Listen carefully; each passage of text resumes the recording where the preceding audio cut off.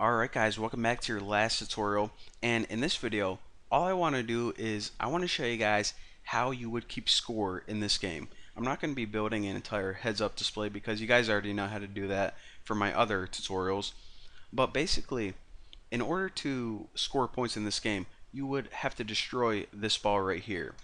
Now whenever this ball gets destroyed, of course the explosion happens, and then what also you want to do is you want to put a little text notification that says like plus 10, plus 100, wherever the explosion happened, just to show the user, okay, this is how many points you got for destroying this enemy. So the first thing that we need to do is we need to add another global variable, and I'll just call this one score.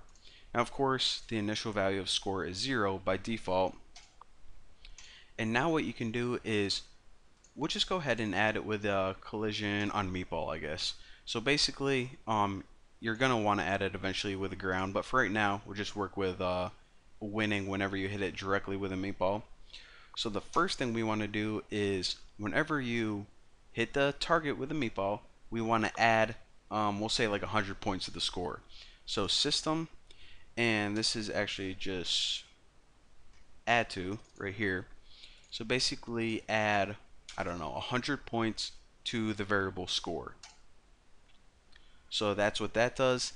And now what's going to happen is whenever we shoot this, it's going to add 10, or excuse me, 100 points to the score. However, the user doesn't have any way of seeing that or ever knowing that.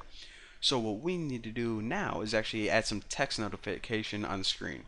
So double click on your screen and add a text, and we can just go ahead and click anywhere right now. Let me expand this. Alright, so this, if we put fonts in, I'll make it a little bit bigger.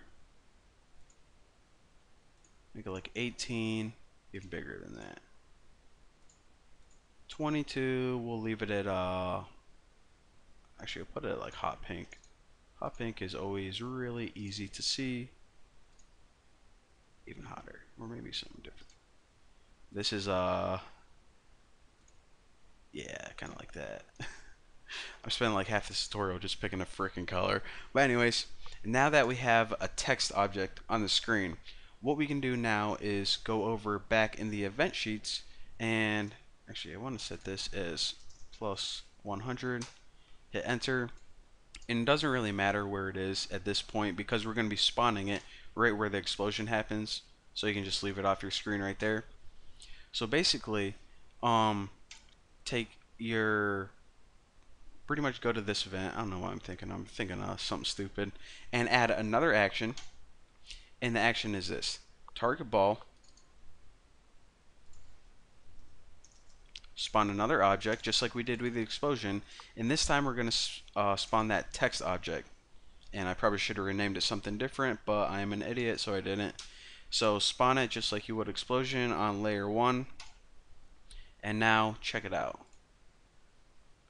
Now whenever we hit it with a meatball, it says 100. Now we're going to notice one thing that's weird right here, and that's this. Whenever we hit it, it displays, but it displays at kind of an angle. And the reason for that is because it's actually parented to something else. I won't get into that right now, but I'll show you guys how to fix that little problem. If you add another action and you just select this text right here, what you can do is set angle.